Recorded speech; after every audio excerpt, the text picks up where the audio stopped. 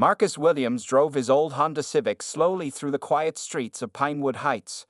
The clock on his dashboard showed 11:42 p.m. His eyes burned from staring at computer screens all night in the university library. All he wanted now was to get back to his small apartment and sleep. The blue and red lights flashed in his rearview mirror suddenly. Marcus felt his stomach drop. Again? This would be the third time this month. He carefully pulled over to the curb, placed both hands on the steering wheel, and took a deep breath. Two police officers approached his car. One stood back slightly, hand resting near his holster. The other, a tall man with a crew cut, shined a flashlight directly into Marcus's face. "License and registration," the officer demanded without greeting. "Yes, sir," Marcus replied calmly. "I'm going to reach for my wallet now." He moved slowly, deliberately, a way his father had taught him years ago. Never make sudden movements. Always announce what you're doing. Keep your voice steady and respectful. "You know why I stopped you?" the officer asked, studying Marcus's license. "No, sir, I don't." "You were driving 5 miles under the speed limit. Seems suspicious in this neighborhood." Marcus blinked. "I was just being careful, sir. I'm tired from studying." The second officer circled the car, peering inside with his flashlight. "What's a kid like you doing in Pinewood Heights at this hour?" "I'm a student at Eastlake University. I'm heading home from the library." The first officer smirked. "Eastlake? What's your major, basketball?" Marcus felt heat rise in his face, but kept his expression neutral. "Computer science, sir. I'm in my 3rd year." "Step out of the vehicle, please," the officer said, already opening the door. "May I ask why, sir?" "Just step out of the car." Marcus complied, standing awkwardly on the sidewalk while the officers searched his car without asking permission. One rifled through his backpack, pulling out textbooks and notebooks. The other discovered his laptop case. "What's in here?" he asked, unzipping it. "That's my laptop for school," Marcus explained. "I have a big project due next week." The officer examined the sleek black computer. Pretty expensive laptop for a student. "I saved up for it. I need a good machine for programming." A neighbor walking his dog slowed down to watch the scene. Marcus felt shame wash over him as he stood there, being treated like a criminal for simply driving home. After 20 minutes of questions and searching, the officers found nothing suspicious. They handed back his license without apology.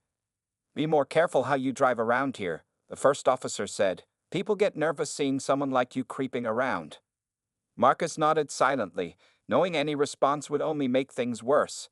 He waited until the patrol car drove away before getting back into his Honda. His hands trembled slightly as he gripped the steering wheel. In his apartment, Marcus locked the door and sat in darkness for a long moment. This was becoming his normal life: constant suspicion, constant harassment. He opened his laptop, the screen illuminating his tired face. A message notification blinked in a hidden program most people wouldn't even know have access. "Phantom, we need you," the message read. "New information about the Sentinel court case." Marcus's expression changed. The nervous college student disappeared, replaced by something harder, more confident. His fingers flew across the keyboard, entering a complex sequence of commands. Inside this digital world, no one saw his skin color. No one questioned his right to be somewhere. Here, they only knew him as Phantom, the most elusive hacker the FBI had never been able to catch. 3 days after the late-night stop, Marcus sat in Professor Chen's office, trying to focus on her feedback about his advanced encryption project. His mind kept drifting back to the police encounter. "Marcus? Did you hear what I said about your code?" Professor Chen asked, noticing his distraction. "Sorry, Professor. I've had some trouble sleeping lately," he admitted. What he didn't tell her was why. The same nightmare kept repeating, lights flashing, officers surrounding him, but in the dream, things went terribly wrong. He always woke up sweating before the end. "You're one of my best students," she said. "But you seem distant lately. Is everything okay?" Marcus forced a smile. "Just stressed about finals. I'll be fine." Walking across campus afterward, Marcus noticed a police cruiser following slowly alongside him. The same officers from 3 nights ago watched him from inside the vehicle. He pretended not to notice, but quickened his pace slightly. "Hey, computer guy, One called out through an open window, "Where are you rushing to today?" "Class," Marcus replied without stopping. "We're keeping an eye on this neighborhood," the officer said. "Lot of expensive equipment in those university buildings. Would be a shame if any of it went missing." Marcus walked faster until the cruiser finally drove away. His heart pounded in his chest. This wasn't random anymore. They were targeting him specifically. In the computer lab that evening, Marcus found peace in coding. He worked on a legitimate school project while other students came and went. Around midnight, when the lab emptied, he opened a secure browser and checked his encrypted messages. Phantom, data package received. Corporate emails confirmed toxic waste dumping in the Missouri River. What's our next move? Marcus cracked his knuckles and began typing. As Phantom, he had built a network of whistleblowers inside major corporations. He helped them safely expose corruption without revealing their identities. His latest target was Chemtech Industries, a company secretly polluting water supplies while bribing officials to look the other way. His roommate Devin was awake when Marcus finally returned to their apartment at 2 a.m. "Dude, you can't keep these hours," Devin said, pausing his video game. "You look like a zombie." Marcus dropped his backpack. "Had to finish a project." "You got stopped by campus police again, didn't you?" Devin asked. "Some guys in my political science class were talking about it." Marcus froze. "What did they say?" "That some cops have been hassling the same black student all month." "Gotta be you, right? Not exactly a ton of us at this school." Marcus sat heavily on the couch. 7 times in 6 weeks. Today they followed me across campus." "That's messed up," Devin said, shaking his head. "You should report them." "To who?" "More police." Marcus laughed bitterly.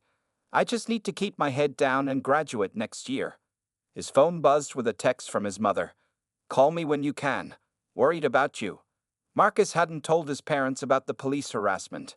His father had enough stress running his small accounting business after losing half his clients during the recession. His mother would just worry more than she already did. Later that night, while Devin slept, Marcus sat in darkness with only his laptop screen glowing. He pulled up footage from a tiny camera he'd secretly installed in his car after the 4th police stop. The video clearly showed the officers searching without permission, making comments about his race. His finger hovered over the delete button.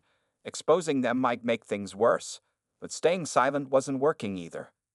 A notification popped up from his secure messenger. "Phantom, FBI Cybercrime Unit is increasing efforts to track you. New task force formed last week. Be careful." Marcus smiled grimly. The FBI's elite cyber team was hunting for Phantom, while local cops harassed Marcus Williams for driving while black. The irony wasn't lost on him. He closed the laptop and stared out the window at the campus police car parked across the street, watching his building. Saturday morning found Marcus alone in his apartment. Devin had gone home for the weekend, giving Marcus rare privacy. He sat cross-legged on his bed, surrounded by 3 different laptops, each running different operating systems. This was how Marcus truly worked, not on the university machines that tracked every keystroke, but on his custom-built systems. The oldest laptop, a beat-up machine most people would have thrown away, ran a program scanning police communication channels. The newest computer displayed lines of code that would make his programming professors stare in amazement. The middle device showed news headlines about Chemtech Industries. "CEO denies knowledge of toxic waste reports," one headline read. Marcus smiled. 3 days ago, as Phantom, he had released internal emails showing the CEO had personally approved the dumping of chemicals into the river. The company's stock had dropped 30% since then. Marcus hadn't always been Phantom. His journey began at 14, when his father Robert Williams lost everything. Robert had worked as an accountant for a large investment firm that collapsed after its executives committed massive fraud. Though Robert had tried to report the illegal activity, he was fired and blacklisted in the industry. No one would hire him after that. Marcus remembered watching his father's spirit break as their family lost their home and savings. The men responsible never faced real consequences, just small fines and cushy jobs at other companies. "The system is designed to protect them, not us," his father had told him. That summer, young Marcus taught himself to code. By 16, he could break into nearly any system. By 18, he had created Phantom, Not just a hacker identity, but a secure network for whistleblowers and truth seekers. His phone buzzed, interrupting his thoughts. A text from his mother. Dad's birthday dinner next Saturday. Please try to make it home this time. Marcus felt a pang of guilt. He had missed the last family gathering because he was exposing a pharmaceutical company that had hidden deadly side effects of a popular medication.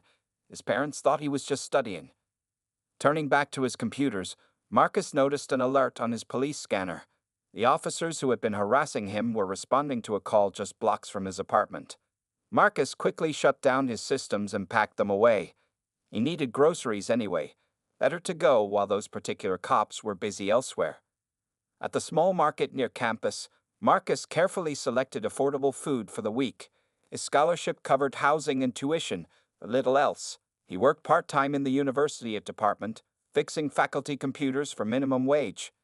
He could have made millions selling his hacking skills. Major cybersecurity firms would have hired him instantly if they saw what Phantom could do. Criminal organizations would pay even more. But Marcus didn't want money, he wanted justice. As he paid for his groceries, Marcus noticed two different police officers watching him from their patrol car in the parking lot. His heart sank. It wasn't just those two cops then. Word about him had spread through the department. Walking home with his grocery bags, Marcus noticed the patrol car following slowly behind him. They didn't stop him or say anything, just followed, letting him know he was being watched. Back in his apartment, Marcus locked the door and checked all his security measures. The tiny cameras he had installed showed the hallway was clear. His custom alarm system on his window remained untriggered. His secure phone pinged with an encrypted message. Phantom, we have a new situation. Hospital chain Wellcore is altering patient records to increase billing. Hundreds of patients affected. Evidence attached. Marcus sighed and pulled out his main laptop again. The regular college student who was harassed by police disappeared. In his place sat Phantom, the digital vigilant who had become the FBI's most wanted cyber fugitive. Upload the evidence, he typed back. I'll make sure everyone sees what they're doing. Outside, the patrol car remained parked, watching his building. Tuesday afternoon brought dark clouds and a steady drizzle to Eastlake University's campus. Marcus hurried from the computer science building toward his part-time job at the help desk, hood pulled up against the rain. His backpack felt heavy with the weight of his 3 laptops. Normally, he'd never carry all his equipment at once, but the Wellcore hospital chain investigation required more processing power than he expected. He spotted the now familiar police cruiser following slowly behind him, matching his pace. Marcus pretended not to notice, though his shoulders tensed. This had become his daily reality. Hey, Williams. Officer Benson, the crew-cut cop from his first stop, called from the patrol car window. Got a minute? Marcus stopped reluctantly. I'm heading to work, sir. This won't take long, Benson said with a smirk. We got reports of stolen electronics from the computer lab. Mind if we check your backpack? I didn't steal anything, Marcus replied, hearing the exhaustion in his own voice. I have permission to use those computers for my senior project. Then you won't mind showing us what's in the bag, right? Other students slowed their pace, watching the scene unfold. Marcus felt their eyes on him. Some looked concerned, others just curious, but no one intervened. Do you have probable cause? Marcus asked quietly. Or a warrant? Officer Benson's face hardened. Listen, smart guy, we can do this here or down at the station. Marcus knew his rights, but he also knew reality. Fighting this would only make things worse. Fine, he said, setting his backpack on a nearby bench, careful to keep it out of the rain. As Officer Benson roughly dug through his backpack, pulling out his laptops and textbooks, Marcus noticed Mrs. Rodriguez, an elderly woman who lived in his apartment building, watching from under her umbrella. She had her phone out, recording the encounter. Several students were doing the same now. Pretty fancy equipment for a scholarship kid, Officer Benson's partner commented, examining Marcus's newest laptop. Where'd you get the money for this? I saved from my job, Marcus answered truthfully. And I built that one myself from parts. Serial numbers check out? Benson asked his partner, who was already typing on the patrol car's computer. I have receipts for everything, Marcus said, reaching for his wallet. Hands where I can see them. Benson shouted suddenly, his hand moving to his holster. Marcus froze instantly, raising his hands. I was just getting my receipt. Turn around, hands behind your back, Benson ordered. What? Why? Marcus asked, panic rising in his throat.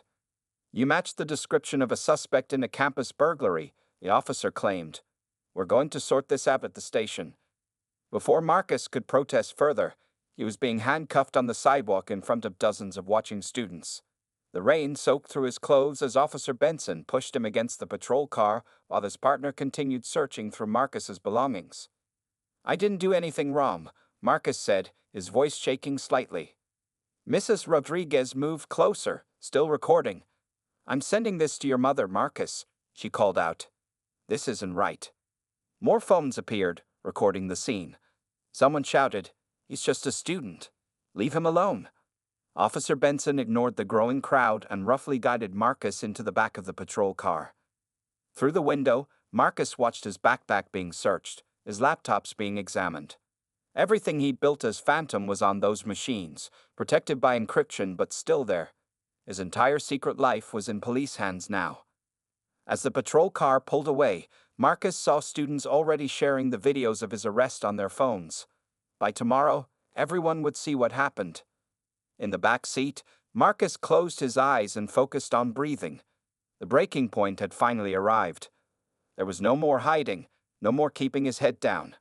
Either Marcus Williams would be destroyed, or Phantom would need to take action against the people who had pushed him this far. The police station bustled with activity as Marcus sat alone in a small interrogation room. 3 hours had passed since his arrest on campus. His laptops were lined up on the table in front of him, still closed. So far, no one had attempted to open them. Marcus took small comfort in that. His encryption would hold, but he preferred no one try at all. Officer Benson entered the room with a cup of coffee, not offering any to Marcus. Your student ID checks out, Benson said grudgingly, and the computer science department confirmed you work in their lab. Like I told you, Marcus replied quietly. Can I go now? Not yet. Something's not adding up here. 3 high-end laptops, a student on scholarship, and my tech guy says these aren't ordinary machines. Marcus kept his face carefully neutral. I build and repair computers for extra money. It's my field of study. The door opened, and a thin officer with glasses poked his head in. Benson, can I talk to you outside? Marcus watched them through the small window in the door, having a heated discussion. The thin officer seemed excited about something, while Benson looked annoyed. After a few minutes, they returned with a third person, the police captain. Mr. Williams, the captain said, taking a seat across from Marcus. I'm Captain Rivera. I understand there's been some misunderstanding today. Marcus said nothing, just waited. Officer Jenkins here is our computer specialist, Rivera continued, gesturing to the thin officer. He noticed some unusual security features on your laptops. Marcus's heart beat faster, but he kept his expression calm. I'm a cybersecurity major. These aren't standard security measures, Jenkins said eagerly. The encryption algorithm looks military grade, and the hardware modifications. I've only seen this kind of setup in one other place. Where's that? Marcus asked, though he already knew the answer. In FBI briefings about the hacker known as Phantom. The room fell silent. Marcus felt sweat forming on his back, but remained still. That's ridiculous, Benson scoffed. You think this kid is some master hacker? He's just a college student. Jenkins wasn't deterred. I've been following the Phantom cases for years. The methods match. And look at the timing. Phantom's biggest hacks happened during school breaks when Mr. Williams would have had free time. Captain Rivera studied Marcus carefully. We contacted the FBI field office. Someone from their cyber division is coming to examine your equipment. You need a warrant to search my computers, Marcus said, finding his voice. We're getting one, Rivera replied. In the meantime, you'll stay here. 2 more hours passed with Marcus alone in the room. Videos of his arrest had gone viral. His phone, which had been returned to him but had no signal inside the police station, showed dozens of messages from friends, classmates, and his worried parents. The door opened again. A woman in a sharp suit entered, followed by Captain Rivera. She was tall with short black hair and carried herself with unmistakable authority. "Mr. Williams, I'm Special Agent Diana Chen, FBI Cyber Division," she said, placing a folder on the table. "I've been hunting Phantom for 3 years." Marcus felt a chill run through him. Agent Chen was a legend in hacking forums. The one FBI agent Phantom had never been able to completely evade. "I don't know what you're talking about," Marcus replied evenly. Agent Chen smiled slightly. "We'll see. Captain, I need to speak with Mr. Williams alone." After Rivera left, Chen sat down and opened her folder. 6 major corporations exposed for illegal activities. 3 government corruption cases blown open. Millions of dollars in criminal profits traced and exposed. She looked up at Marcus. "Impressive work, if it was you." "It wasn't," Marcus said, maintaining eye contact. "Here's what fascinates me," Chen continued. "While investigating a brilliant hacker, I find myself in a police station where a black college student has been repeatedly harassed by local officers. The same officers who just happened to bring me what might be Phantom's computers." For the first time since his arrest, Marcus felt uncertain about what would happen next. Agent Chen slid a tablet across the table to Marcus. On the screen played a compilation of videos showing his previous encounters with the police. Someone had collected footage from bystanders' phones, security cameras, and Marcus's own recordings. 7 stops in 6 weeks, Chen said. "No violations, no charges filed. Just harassment." Marcus remained silent, watching the screen. "I've been tracking Phantom for 3 years, Chen continued. "Do you know what makes this hacker different from others we chase?" "I wouldn't know," Marcus replied carefully. "Phantom never steals money, never damages critical infrastructure, never puts lives at risk." Chen leaned forward. "Phantom only exposes corruption, corporate crimes, and abuse of power." She pulled a small device from her pocket and placed it on the table. A green light blinked on it. "Signal jammer," she explained. "No one can hear us now. This conversation is off the record." Marcus shifted in his seat, unsure where this was heading. "Why did your father leave his accounting job at Franklin Investment Group 8 years ago?" Chen asked suddenly. The question caught Marcus off guard. He was fired. For what reason? Marcus hesitated before answering. He found evidence of fraud. The executives were stealing from client accounts. When he reported it, they fired him and blacklisted him in the industry. Chen nodded. 3 weeks after your father was fired, someone hacked Franklin's servers and sent evidence of the fraud to federal regulators and major newspapers. Those executives went to prison. Marcus stared at his hands on the table. "That was Phantom's first known hack," Chen said. "You were only 14 then. Impressive." "I never said I was Phantom," Marcus replied quietly. "You don't have to." Chen opened a folder. Chemtech Industries, exposed for toxic dumping 3 days ago. Wellcore Hospitals, exposed last night for medical fraud. Both companies had something in common. They hurt ordinary people and thought they could get away with it. Marcus remained silent. "I've interviewed dozens of hackers," Chen continued. "Most are motivated by money, fame, or chaos. But Phantom is different. This is about justice." Chen slid another tablet across the table. It showed an FBI wanted poster with the Phantom logo, a simple mask icon that Marcus had created years ago. "Officially, Phantom is wanted for computer crimes carrying a minimum sentence of 20 years, Chen said. "But unofficially, half the agents in my division admire what Phantom has accomplished." For the first time, Marcus met her eyes directly. "What do you want from me?" "The truth," Chen replied, "and perhaps a different path forward." Marcus took a deep breath. The moment felt surreal, sitting across from the FBI agent who had been hunting him for years, while police officers who had harassed him waited outside. "My father tried to do the right thing," Marcus said finally. "He followed the rules, reported the fraud through proper channels, and they destroyed his life for it. The system failed him." "So you created a new system," Chen finished for him. "I never did it for money or fame," Marcus said. "Only to expose the truth when the normal ways failed." "I believe you," Chen said. "And that's why I'm here with an offer instead of handcuffs." She turned off the tablet and leaned closer.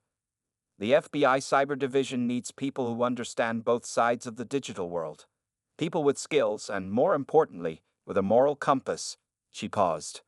Instead of prison, you could work with us, legally targeting the same kinds of criminals Phantom has exposed. Marcus laughed bitterly. Work for the same government that lets corporations get away with crimes? The same system where police can harass innocent people because of their skin color. No system is perfect, Chen admitted. But change happens from within. With your skills, you could do more good legally than you ever could as Phantom. Marcus stared at the jammer on the table, its green light still blinking. Outside this room waited officers who had profiled and harassed him repeatedly. But across from him sat someone offering a different future. What happens now? Marcus asked. That depends on you, Agent Chen replied. What do you want to happen? Captain Rivera paced outside the interrogation room, checking his watch repeatedly. Agent Chen had been talking with Marcus for nearly an hour, and the captain was growing impatient. Officer Benson leaned against the wall, arms crossed. What's taking so long? Benson muttered. It's just a college kid with fancy computers.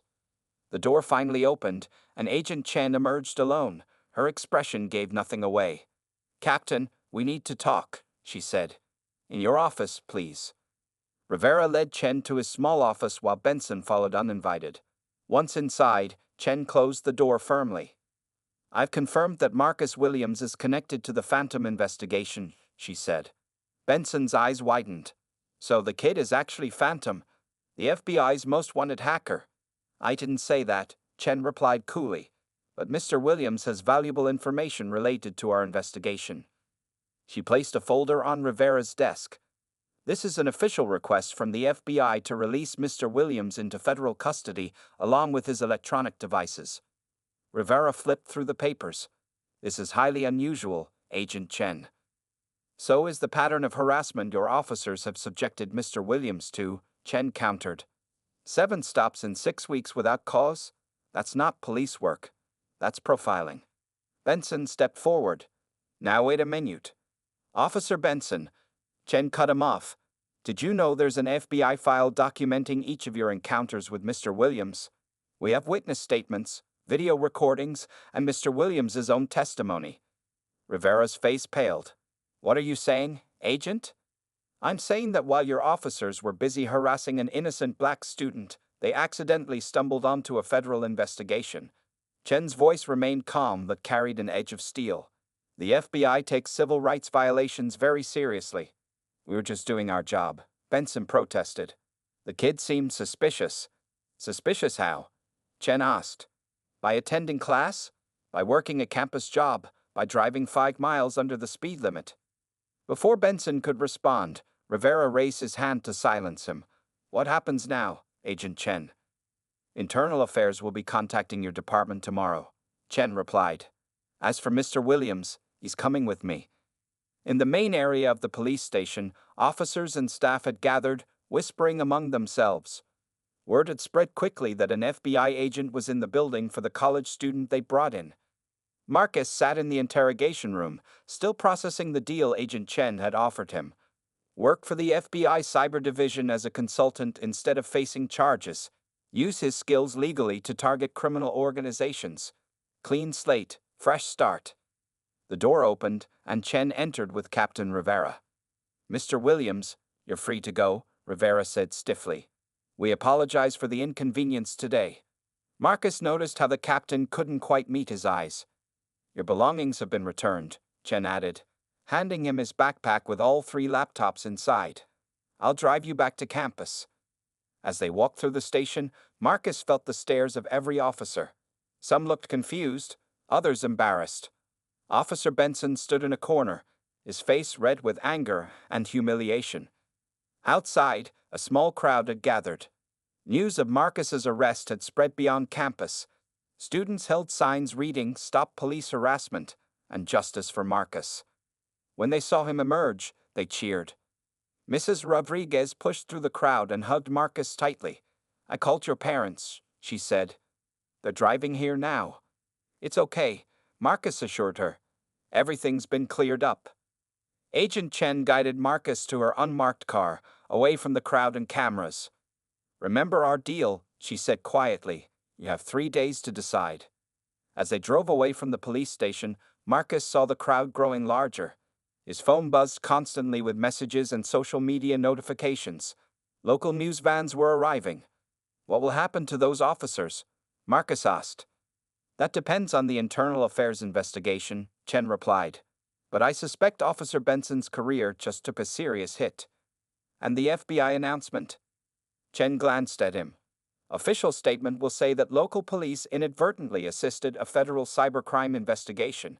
We never publicly confirm or deny details about Phantom. Marcus looked out the window at the passing city, thinking about how quickly his life had changed. This morning, he was just a harassed college student. Now he stood at a crossroads between two very different futures. 6 months passed since the day Marcus walked out of the police station with Agent Chen. Spring brought new leaves to the trees on Eastlake University's campus. Students lounged on the grass, enjoying the warm weather after a long winter. Marcus sat under his favorite oak tree, typing on a single laptop, not the 3 he once needed. His phone chimed with a text from Agent Chen. Meeting at 4 p.m. Don't be late this time. Marcus smiled. In the half year since their deal, his life had transformed completely. The morning after his arrest, internal affairs officers had arrived at the Pinewood Heights Police Department. Officer Benson and 3 others were placed on administrative leave pending investigation. 2 weeks later, the police chief announced their dismissal from the force. The department instituted mandatory bias training for all remaining officers. Marcus's story had gone viral nationally. News channels showed the videos of his repeated harassment, followed by his triumphant exit from the police station. Civil rights organizations reached out, offering support. Marcus declined most interviews, wanting to focus on his future rather than the past. His parents had driven 4 hours to see him that night, confused and concerned about what had happened. In his apartment, with Devon tactfully absent, Marcus told them part of the truth, about the harassment, about the FBI stepping in. He didn't mention Phantom, only that Agent Chen had offered him a job opportunity. I still don't understand, his father had said. Why would the FBI get involved in a local police matter? They recognized my skills, Marcus answered simply. They need people who think differently. Now, 6 months later, Marcus worked 20 hours weekly as a civilian consultant for the FBI Cyber Division. 3 days a week, he drove to the field office where he helped track criminal hackers and expose digital fraud. His student loans were being paid off through a special government program. The world still didn't know Marcus Williams had been Phantom. Agent Chen had kept her word. His past remained secret, while his future opened up with possibilities. Devon approached, carrying 2 coffee cups. You look deep in thought, he said, handing one to Marcus. Just thinking about how much has changed, Marcus replied. No kidding, Devon laughed. From getting harassed every week to having the FBI on speed dial, that's what I call a plot twist. A police car drove slowly past them on the campus road. The new community outreach officers waved friendly at the students. Marcus waved back without tension or fear. Heading to the field office today, Devon asked. Yeah, new case, Marcus said. A ransomware group targeting hospitals. Chen thinks I can help track their payment system.